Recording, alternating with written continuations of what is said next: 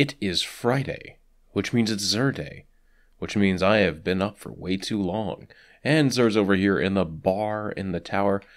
Oh man, I wonder if we're gonna be able to I wonder if they're gonna make a new bar in the new tower here. God, jump up that thing. Zer, he's right here in the tower bar, and he's got a legacy helm engram for all those legacy helms that you can buy. The Crest of the Alpha Lupi is what is available for Titans, the Titan chest piece that will allow you to revive fallen teammates faster and also be revived faster. Supers will also generate an extra orb. By the way, the stat roll on this is really good, just putting that out there. 8477, that's very high. That's good. I like that. Keep doing that, Bungie, if you are in control of Zer's will and whatnot. So, Pulse Rifle, Fusion Rifle, Arc Recovery, Arc Armor, for those that care about that. This chest piece it's part of a suite of armor that every class has one particular piece of, where, makes revives faster, supers generate more orbs. Very much a support piece of exotic armor, goes with any subclass. It's good in both PvE and PvP when revives are available. You should pick it up just to have it, because it's good. I got nothing bad to say about this thing, other than it's not Twilight Garrison or Armamentarium for a Titan. Speaking of things that aren't very good, Mask of the Third Man with a solid intellect roll. Arc Blade attacks use less super energy. What other things does this have? Hands-on, gain bonus super energy from melee kills on Minions of the Darkness.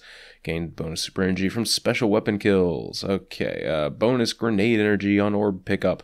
The Arc Blade uses less super energy. That's cool, I guess, if Arc Blade was actually useful in PvE. PvP, as much as people will say, oh my god, it's overpowered, it's really not. It's one of the easiest supers to deal with. You just run away from it. But yeah, Arc Blade, you'll use less super energy, which doesn't mean a whole lot in the grand scheme of things. It looks cool, though. At least it looks cool. Hive. Hive. I'd pass on it this week. Not a very good roll, and it's just not a good helm in general for a Blade Dancer. I'd prefer to use Bones of AO on a Blade Dancer if you're not using Blink.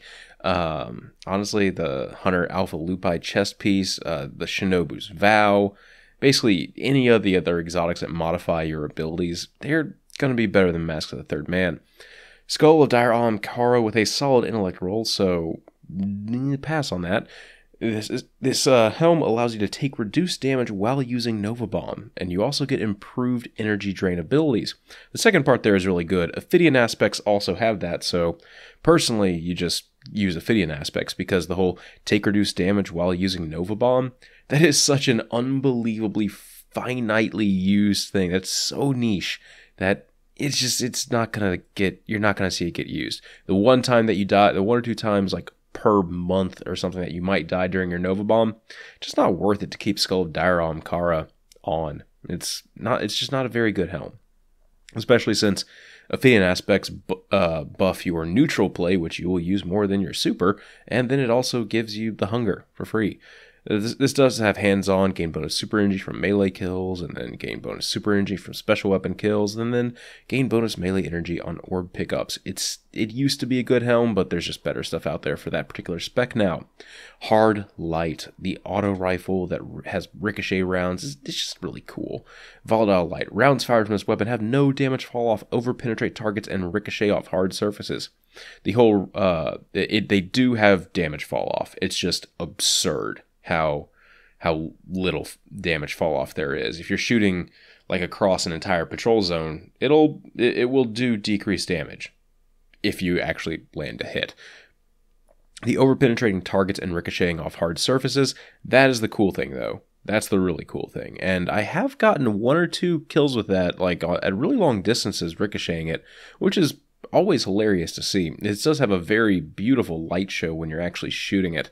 However, the screen shake from this particular weapon it's gnarly. So even though you can get max stability with fitted stock and CQB ballistics, it still doesn't feel like you're, shooting with max stability. The screen shakes around a ton. So that's why I don't really recommend using this. Even though it's fun, it looks cool, it sounds cool. Ricocheting rounds is just fun. If you're trying to use this thing seriously, you're going to have a rough time. So that's why I don't recommend it. But if you don't care about using it seriously and you really just want to, have a fun light show, shoot away. Shoot away. One of the coolest guns in the game.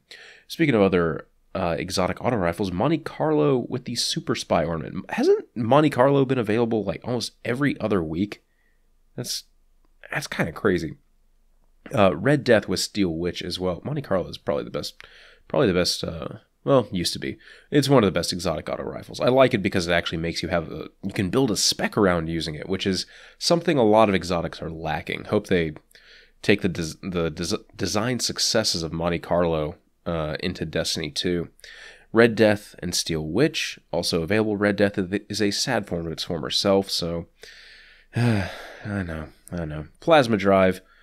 It's a green Emerald Coil Drive. We got 3 heavy ammo synths, 10 heavy ammo synths, 5 3 of coins, 3 glass needles, Mode of Light, and an exotic shard.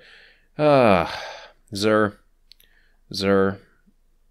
I hope you're in Destiny 2. I hope he's in Destiny 2.